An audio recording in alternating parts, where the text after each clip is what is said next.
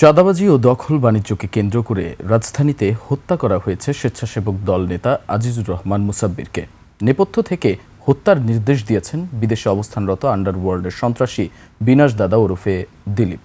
ঢাকা মহানগর গোয়েন্দা পুলিশ জানিয়েছে এসব তথ্য। এদিকে নরসিংদী থেকে গ্রেপ্তার করা হয়েছে হত্যাকাণ্ডের আরেক শুটার রহিমকে। বিস্তারিত জানাচ্ছেন আকবর হোসেন সুমন। রাজধানীর কারওয়ান বাজার এলাকায় গত ৭ জানুয়ারি রাতে গুলি করে হত্যা করা হয় স্বেচ্ছাসেবক দল নেতা আজিজুর রহমান মুসাব্বিরকে। সিসিটিভি ফুটেজের ভিত্তিতে নিহতের স্ত্রী সুরাইয়া বেগম অজ্ঞাত ৫ জনকে আসামি করে তেজগাঁও থানায় মামলা করেন। তদন্তে নেমে আলাদা অভিযানে হত্যাকাণ্ডে জড়িত ৩ জনকে গ্রেফতার করে গোয়েন্দা পুলিশ।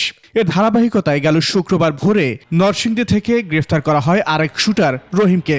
তার সঙ্গে পাওয়া গেছে অস্ত্র। গোয়েন্দা পুলিশ জানায়, চাঁদাবাজি ও দখল নিয়ন্ত্রণকে কেন্দ্র করে দ্বন্দ্বের জেরে ওই হত্যাকাণ্ড। কাঁচাবাজারের একটা বড় জায়গা, ওখানে সাধারণত ওটের দখল বাণিজ্য এবং চাঁদাবাজি কেন্দ্র করে এই হত্যাকাণ্ড সংঘটিত হয়েছে বলে আমরা প্রাথমিক তদন্তে পেয়েছি। প্রায় ৮-৯টা গ্রুপ আছে ওখানে, বিভিন্ন নামে নামে তারা চাঁদা তোলে। কিলিং মিশনের নেপথ্যে বিদেশে অবস্থানরত আন্ডারওয়ার্ল্ডের সন্ত্রাসী বিনাশ দাদা ওরফে দিলীপের নাম উঠে এসেছে। বিনাশ এরকম একটা নাম আসছে, আপনারাও কয়েকটা মিডিয়া টেনে করেছেন।